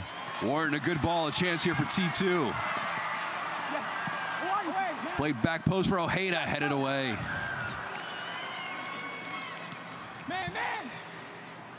T2 making some great runs, just unable to finish in the final third. Yeah, they're finding some space, aren't they, in behind that back line, and they're just not able to get that final ball right, put it in a dangerous position in the box, and really, Hurtado should have done better with that. He should have used his right foot. Obviously, cuts it back onto his left foot. But Calixto and Langsdorff both in there. They got to find a way to get to those guys in the box because both those guys can finish goals. Badai plays it out wide. Now as T2 forces more pressure, Tulsa going to look to counter. They lead at 1-0. Goal in the 14th minute from DaCosta. T2 trying to snap a 2-game losing streak. They were unbeaten in 6 straight prior to the back-to-back losses, but two of the top teams in the West, Reno and Phoenix. Phoenix, the #1 team overall in the Western Conference. Ball out of bounds. And we've talked about Tulsa's struggles. Winless in 10 straight, 5 straight losses, but they've come out and played physical tonight. They got the early goal, and they're not letting up. And they haven't looked like a team that is winless in 10, Tom, to be honest. They've looked like a mature team. They've looked like a team that's hungry, that's had urgency, played very, very physically. And they've done a great job of winning the midfield battle so far. Every time they've gotten on the ball in possession, they've been able to string a few passes and switch the point of attack and find a lot of space.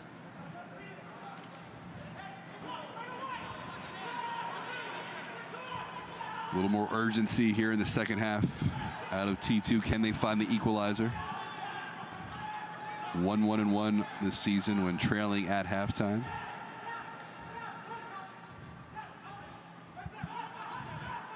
T2 working out some tight spaces there. Anguiano switches it to the far side of the field for Hansen. Hansen, nice little chip to himself, and then can't keep it in play.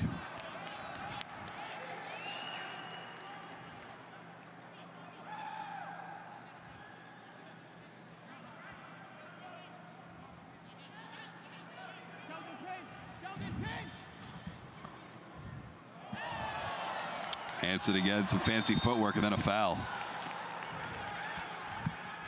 Yeah, Hansen showing a little bit of skill here to get himself out of pressure. Whoops, just going straight through the legs now. The outside back saying, Roger saying, I don't think so, man. You're not coming doing that on my side. Hansen's a young, exciting player, just 20 years old, but he's had trouble staying in the lineup. He's kind of been in and out this season. Yeah, he's had some fluctuations in performance. You look at his skill set and his physicality. He's a young guy, but he's got so much pace and strength. He just needs to be molded a little bit. That header from the top of the box. And I think where he's really struggled, Tom, is in his defensive positioning. This is a really good ball in here from Disbay, it looks like. The center back. Decent ball in there. Clickstore just really can't get it on goal. All right, another corner kick here, second of the second half for T2. Wharton to serve it in. The top of the box. Headed away that time by Rogers. Hansen, T2 attacking. Way to the intended target that time. And the foul committed by Miller.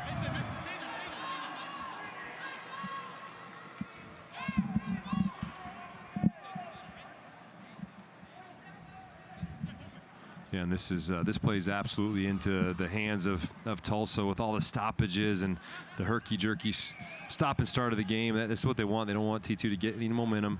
They don't want them to be able to get on the front foot. They just want to slow the game down and keep it at their pace and just be able to continue to build the momentum that they've had here in this game. Badai plays it out wide. Reyes has been all over the place tonight. Back to the Acosta, our goal scorer. And a good play out on the wing. Now a chance here for Tulsa. Hansen trying to get back defensively. And good work by the youngster, just holding up Rogers that time, not allowing him to turn the corner. And that's just a great example of that strength and pace of Harold Hansen. 1v1. When he's on his game, he's going to be very, very difficult to beat. You see him just matching stride for stride with Rogers, and Rogers just not able to get around him. Some really good work defensively there. And there's a foul just outside the box. Now a dangerous chance here for Tulsa to add on to their 1-0 lead. And DaCosta just making a nuisance of himself around the box. Forces Anguiano in for the silly foul. And with the big bodies that Tulsa has, you have to imagine this is going to be very dangerous. Also be from a sharp angle on the wing, just outside the area. Wonder if Altamirano, the way he's lining up for this, he wants to just get this, whip this to the far post, try to get it on goal, maybe get a deflection, and maybe it just goes straight in.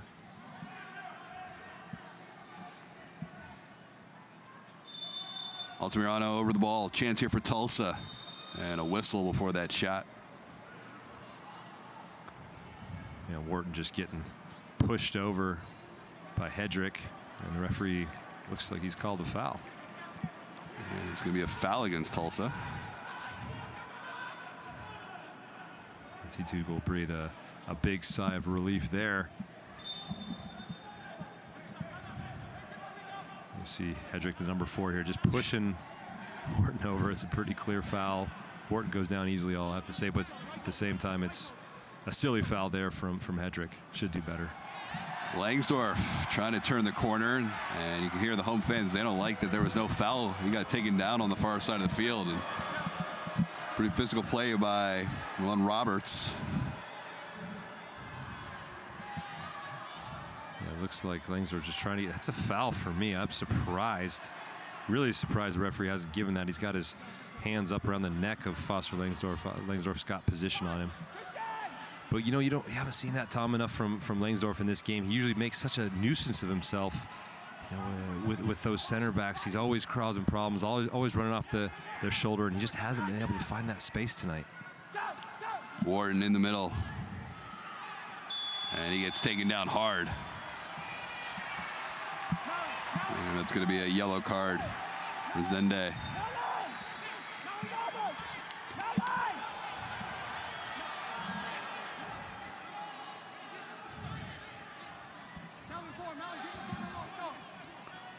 Third yellow of the match for Tulsa. Calvin Resende, the hard foul that time. The referee that time not immediately went to the pocket. Yeah, referee knew exactly what he was doing on this play, and you can see there just Resende knows what he's doing, comes in, scrapes the top of that boot. It's a pretty clear foul.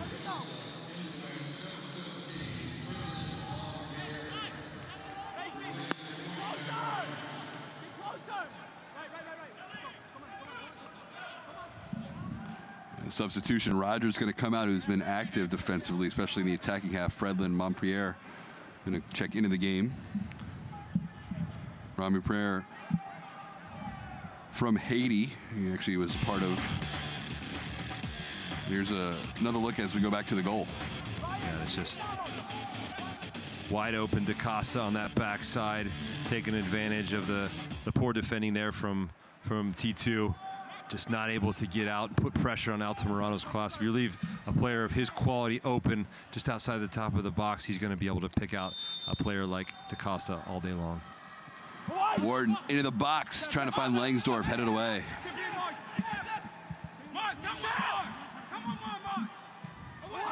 Smith, a good ball in, takes a deflection. Miller finds himself on the ball. Plays it back out to Smith, serves it in again. Knocked down Langsdorf, trying to get there, it's loose. The shot, the deflection, and it goes out wide. And T2, so close. And you have to say that this is the best chance T2 has had yet tonight. It's a great cross there from Smith. Just goes right across the face of the goal, and it falls to Wharton. And it's just, he tries to put it on net. It just deflected wide there. Good defending there by Tulsa. Good emergency defending, but a great opportunity there for T2. T2 going to go to the bench. You mentioned it, Nat. Who would T2 go to look for some offensive firepower? Ryan Sarakowski coming in, making his 16th appearance of the year. 2 goals, 2 assists, the number 23 overall pick in the draft from Michigan State. 33 goals in his time for the Spartans, and he comes in here in the 73rd minute. Yeah, and you expect to see him try to make an immediate impact on that wide area. Ball driven in, and Langsdorf just couldn't get his head to it. He was wide open on the near post. Oh, this is such a brilliant chance for Foster Langsdorf here. I think he might just see it late here. He's wide open in that box. I don't think he expects it to come through from Calixto there. It just takes maybe a little bit of a deflection. But another great chance there from T2 to get on the board. Another corner kick here. So T2 threatening, looking to equalize here in the 74th minute. They've trailed, as you saw there, since the 14th minute. Warren again, line drive ball to the top of the box.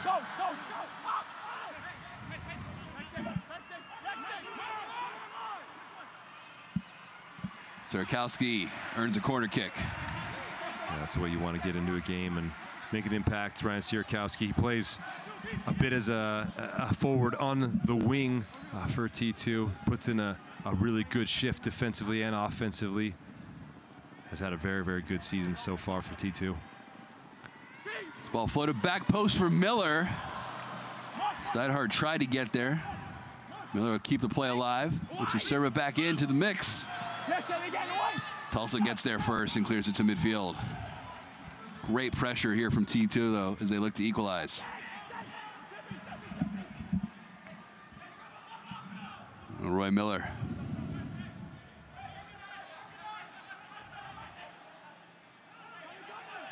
Anguiano looking for Langsdorf. Yeah, just watching Sierkowski's movement there up top, playing very, very high, trying to make a run in behind that back line, which we haven't seen a whole lot in this game, have we, Tom? Just those runs in behind by those T2 attackers to really stretch that back line.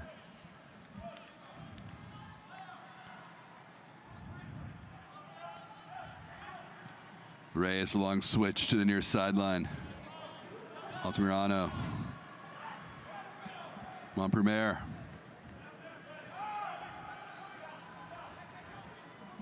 Good possession here for Tulsa. They play it back out wide on the wing. Altamirano serves it in, looking back post. Hansen gets a foot to it, falls to Reyes to the outside and nowhere close.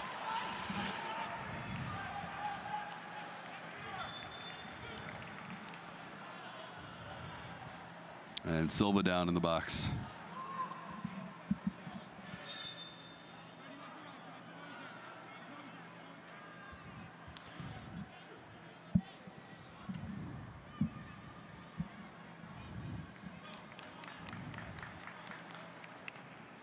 Yeah, and this could be from a previous play. We saw him in that sandwich from T2 earlier on in the, I believe it was the first half.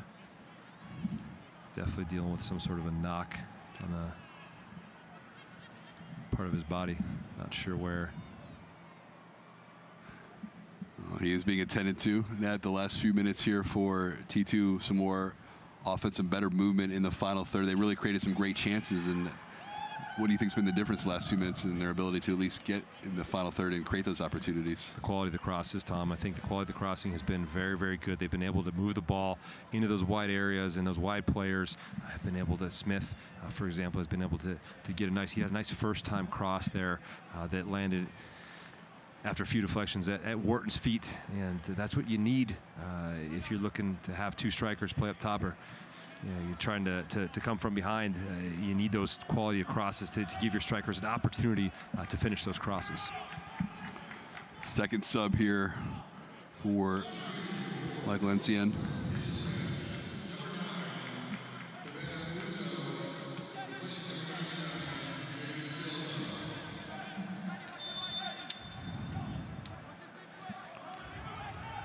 Tabena Uzo into the game for Tulsa. 78th minute. Sierakowski, the intended target down the far side of the field. Yeah, you can already see T2 playing a little bit more direct with Sierakowski in the lineup. He likes to make those vertical runs. He's not going to be as much like Ojeda, where Ojeda's coming in to create the game and combine. Sierakowski's probably going to play a little bit higher, a little bit more width for the team. Juan Primer played for Haiti in the 2014 U20 World Cup qualifiers. Lick's-Row gets it back from Wharton.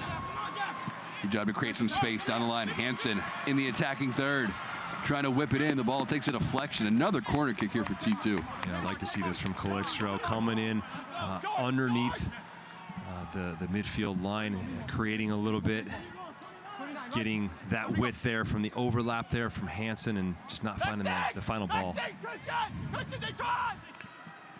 Wharton plays it to the top of the box. Miller, the bicycle kick. Oh, what a chance for T2. That was Hurtado with the almost miraculous goal. And he certainly is playing with a ton of confidence, this Brian Hurtado. The audacity to pull this one out of his kit. Wow. He's right off of Reyes. Takes that one first time there off the bicycle, left-footed, gets everything on it. Reyes obviously in the right spot. Looked like the keeper maybe would have had it covered, but certainly a sensational opportunity there from Brian Hurtado. Rarely do you see on those bicycle attempts the guys actually get a lot behind the ball and really strike it well. That was a well-taken shot. Yeah, he got it so cleanly, which was really surprising. But again, it speaks to the confidence of this young player, Hurtado. He's been scoring goals. He's been just so effective in the attack. And I have to wonder, too, Tommy, if a lot of that isn't because they are missing players. He's getting his opportunity now, and he knows he has to shine.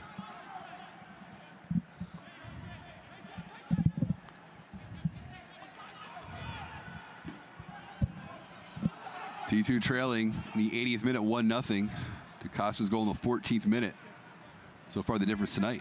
You mentioned some of those key guys missing for T2. Like you said, it's a chance for other guys to step up and claim a starting spot or to show that they should have more minutes in this lineup. Yeah, you look at it, and if you're a player who isn't a regular, who wants to get more minutes, a Lick's-Row, perhaps Adrian Dispay, even a Brian Hurtado at times, you have to say, this is my opportunity. I have to make the most of these moments. Played back to midfield by Tulsa. Dispay knocks it right back into the attacking half, but out of bounds. And we're not seeing, you want to see a little bit more from T2 in these final 10 minutes. Tulsa is, again, going to try to slow the game down. They're happy to sit on this one-goal lead, whereas T2, they're going to have to start throwing some more numbers forward. They're going to have to start finding ways to get a little bit more direct and try to find chances in the box. You can see a little bit of frustration there from Dispay after that challenge.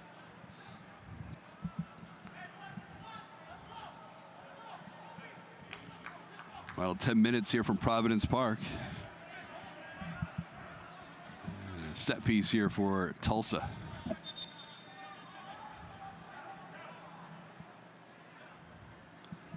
DaCosta will take it. Tulsa looking for just their 5th win overall, just their 2nd road win of the season. Line drive ball headed in. Here's a shot from distance. Ivicic on top of it.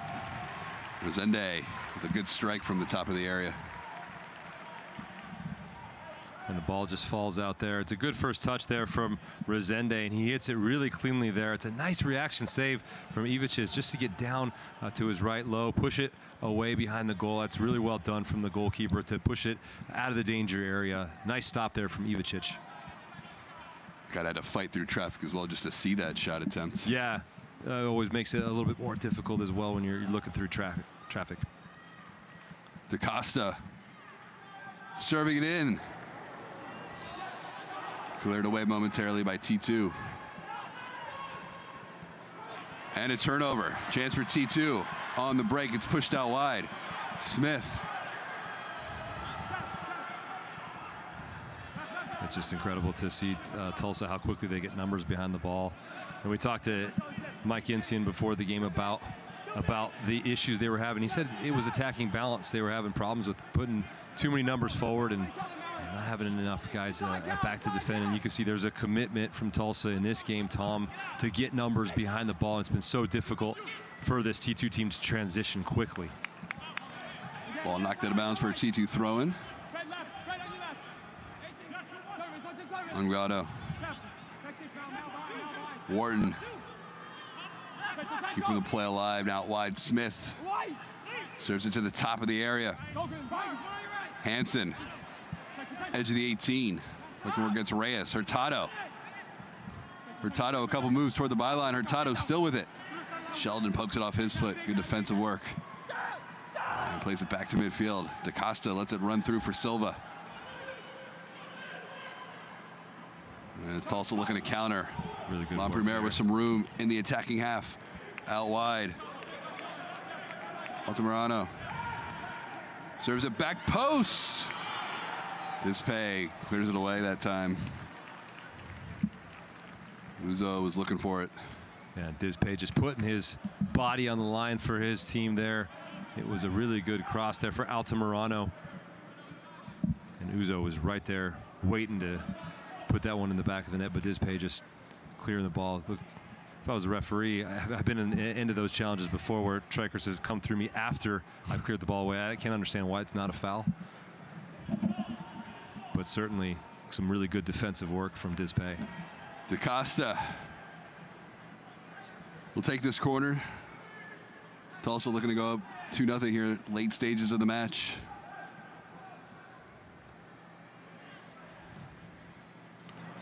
Good ball in, headed away that time by T2. And then the foul as Hurtado tried to turn quickly.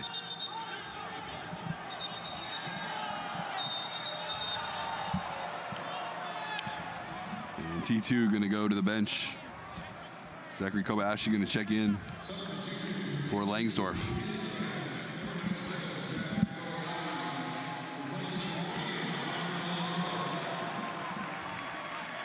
So Kobayashi making his 5th appearance, 1 goal on the season. His last appearance was June 21st against Reno. I wonder if got his goal all the way back on April 6th in the 3-2 win against OKC. I wonder, Tom, if Sierakowski is now going to play a little bit more higher as a striker, and Kobayashi will probably play a bit underneath, a little bit wider as in that winger position.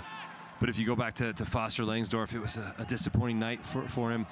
He really didn't have any clear opportunities on goal. He wasn't really able to be that nuisance he usually is in behind this Tulsa defense. And certainly you hope he's going to regain that form in upcoming games, because when he is on his A game, he is just so difficult to play against.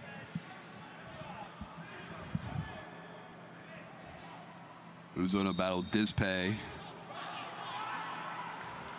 86th minute, T2 trailing 1-0 here at Providence Park. Trying to snap a 2-game losing streak. Losses to Reno, at Phoenix prior to this one. Looks row, some room in the middle of the field to operate. Sends it across for Miller. Everyone pushing forward here for T2. They look for the equalizer late. Smith down the line. Hurtado trying to get there. Montpremier wins that battle.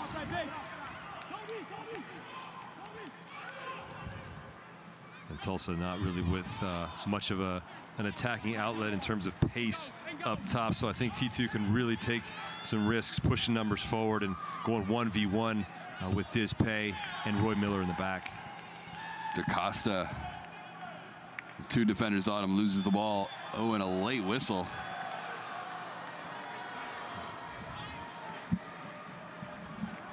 I think there was any need to foul there. T2 was going the other way. Looks like Hansen's hands get out there, and DaCosta certainly makes the most of it. That's a pretty soft foul from my standpoint, but certainly the referee a little bit closer making that call.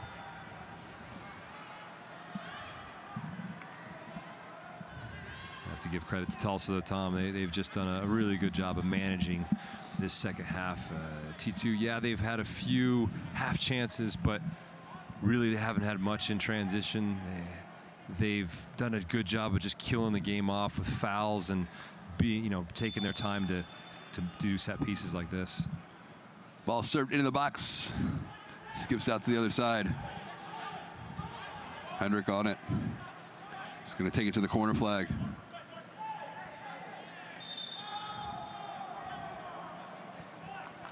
And some frustration there coming through from Todd Wharton. Not even really challenging for the ball there as Hedrick is using his body to protect it. They're just jawing at each other a little bit right now. Last sub here for Tulsa. Walid Yakubu checking into the game, making his second appearance. At the start against Real Monarchs in the 3-1 loss into the match. You have to imagine they'd be going 3 in the back there with Yakubu, Hedrick, and Roberts. Just making sure that they steady that ship, don't give up anything in these final moments in the match. Altamirano looking to put this one away. Uzo getting the intended target. Good defense by T2. Now they look to push. Smith.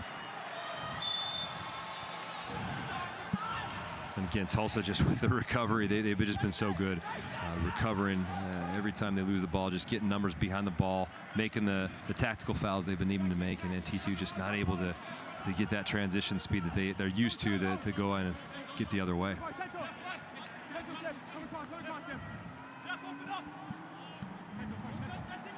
'89th minute. Hansen trying to push forward, get around 3 defenders. Sheldon has been solid defensively all night and just clears it out of bounds.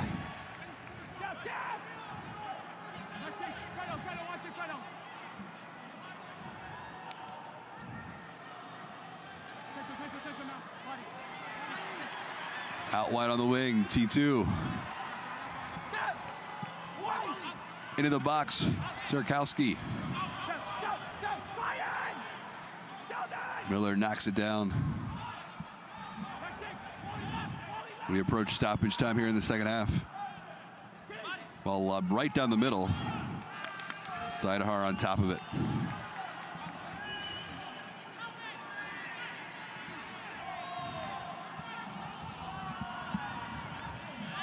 Four minutes of stoppage time will be the number. So still life for T2, but they got to get the ball back. Resende.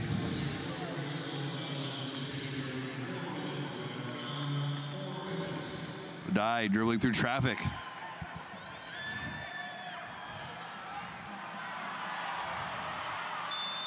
Again, and there's the whistle. You just see the game management there from T2 or some from Tulsa. And a second yellow.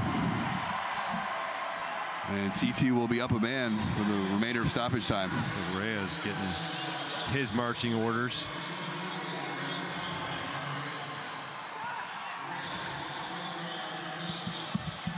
You see here, he's just, it's a die actually with the foul, and then the referee allows play to go on, and then Reyes coming in and cleaning out Anguiano. That's a big loss here for Tulsa. Reyes had a big impact on this match tonight. Yeah, he's been a very good player, just defensively and offensively, to move that ball around, switch the point of attack, be tough to play against defensively. Obviously, a very short period of time, a short window now for T2 to work with, but still an opportunity. Surely there'll be some time added on for this.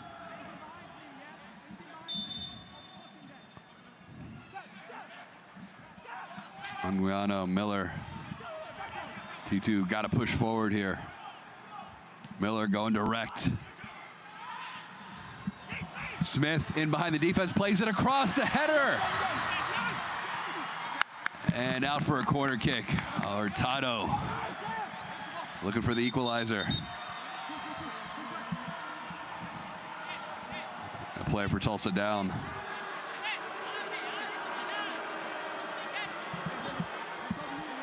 That's the Costa. Nice little, the ball just falls in nicely for Smith, who gets a good cross in the box, and Hurtado's just challenging for it. Doesn't get enough to get on goal. Wharton over it. The ball loose. He's got to do better with that cross, Tom. He's got to get that up and over the first defender. Zende is playing it into the middle, with no one making a run for Tulsa. Still opportunity for T2. All kinds of space for Hansen. Down the line, Sarakowski.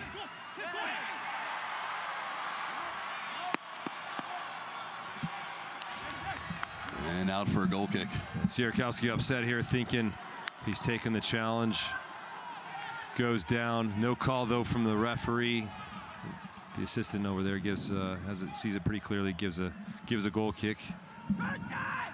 Sierkowski just trying to take. There's not a whole lot of contact in there. I don't blame the referee for not making the call.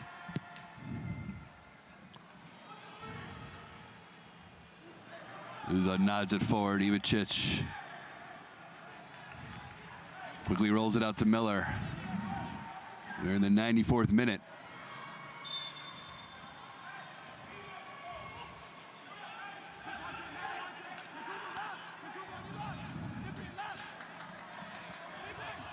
Does T2 have one last opportunity to try and equalize?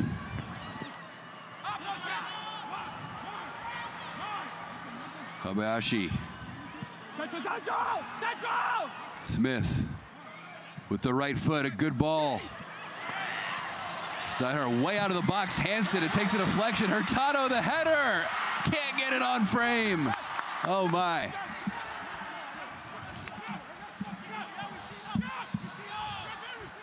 And this ball comes in the box. Steinhardt goes out fishing, doesn't get the ball, but does a fantastic job to close down that gap with Harold Hansen.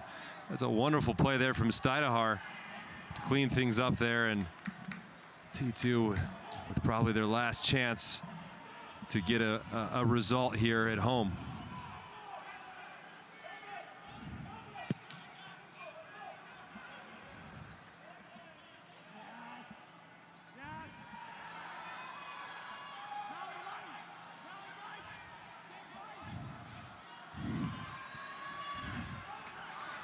Maybe one last chance. Kobayashi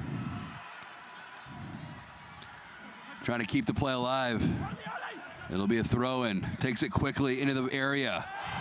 Big collision in the box, and that's a penalty. Unbelievable.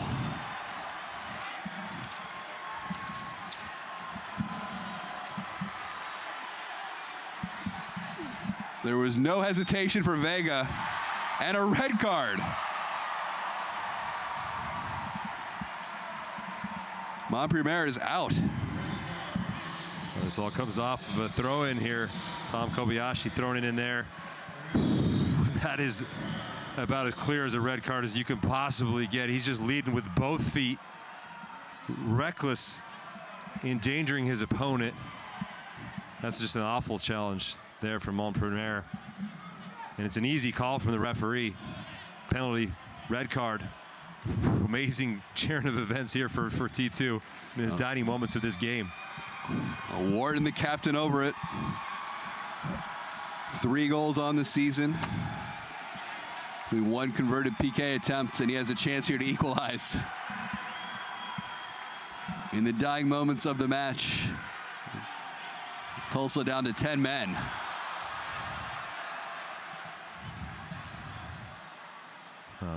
Things really getting out of control here at the end of this one.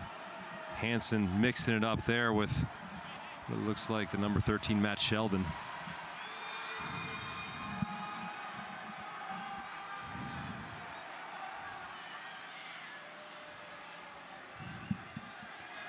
Well, Adai certainly not happy with Hansen.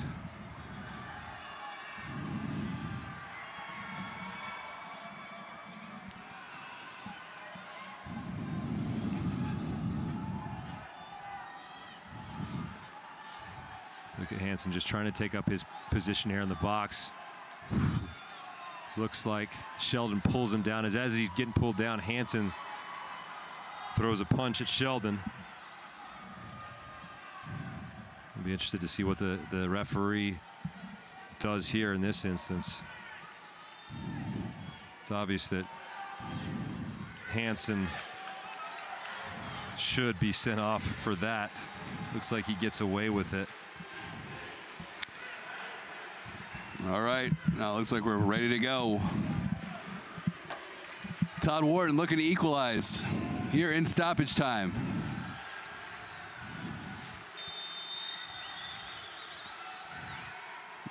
And he does.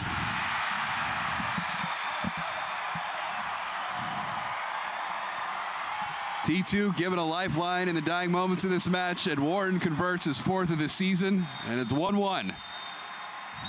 And this is just as cool as you like.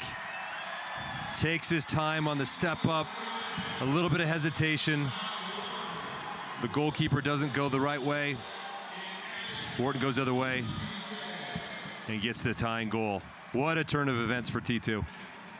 T2 now 7-4-7 on the season. Tulsa 4-8-6, and you got to feel a little bit for Tulsa. They dominated this whole match. Looked like they were going to finally snap that losing streak, but T2 find a way to equalize. Yeah, at the very last minute. And it just is a credit to T2. This is a team that never gives up. They never say die. They're always fighting for that, scrapping for that final point, and they had a lot of players out in this one, Tom, and they were able to get something out of this game. It's a real credit to the team. But you have to feel on the other side for Tulsa. They did almost everything they could to get the victory, and then had it snatched away from them by a really silly play at the end of the game that really cost them those points. Wharton gets his 4th of the season. As we take a look back at the highlights from this one, and it started in the 14th minute that cost us 6 of the season. Yeah, and Tulsa had a lot of the midfield play here. They had tons of time to pick out players on this far side. And it's just really lackadaisical defending from T2, not getting out there to close down Altamirano. Was able to pick out DeCosta in the box. It's a nice finish there. Nothing Ivicic can do, and it's just a great opening goal there from Tulsa. It was the one good opportunity for Tulsa in the first half, and they took advantage. And then here in the 73rd minute. Yeah, and you look at the chances that Foster Langsdorff almost had in this game, and that was a big one for him. He sees this one late, but he's wide open in the box here. He just needs to redirect this on goal, but he just can't. Very unfortunate for him. Tough night. And just a few minutes later, another opportunity for T2 off the set piece. And it's a wonderful, sensational chance from Hurtado there. And you have to think, with Reyes not being in front of the goal, what could have happened? That could have been the highlight of the week. And just a few more minutes into the match in the 82nd minute. A good strike. Yeah, and this is a really good save there from Ivicic. Resende gets everything on this on his right foot. It's going down to that far right corner, and Ivicic, a nice reaction save to keep the ball out of the net. And in stoppage time, the critical play. And the ball comes into the box here, and goalkeeper does really, really well to Steidehar just to make up for a mistake there from the goalkeeper coming out to go fishing and doesn't get the ball. And then the quick throw-in would really set this up. And then just Complete reckless challenge there from Montpremier. Not sure what he was thinking there. Going in with both studs up high. And then Wharton saying, this is my PK. I'm taking this one. I'm going to split the points here. Good reaction from T2 to get the points. To get the 1 point, I should say. This one ends in a 1-1 draw, and T2 escapes with a critical point in the Western Conference races there in 5th place coming into tonight. Final score from Providence Park as we take a look at the next home match for T2. They'll be on the road for a couple, but back here against Galaxy 2 for a critical game on July 28th at 6 o'clock right here at Providence Park. A good one here tonight between T2 and Tulsa. Tulsa led the entire way, with T2 in the last moments of the match able to get the equalizer on the Wharton PK. Final score from Providence Park: T2 1, Tulsa 1. For Nat Borchers and our entire crew, I'm Tom Colker. Thanks so much for watching. We'll see you next time from Providence Park, a 1-1 final between T2 and Tulsa. Have a great night, everybody.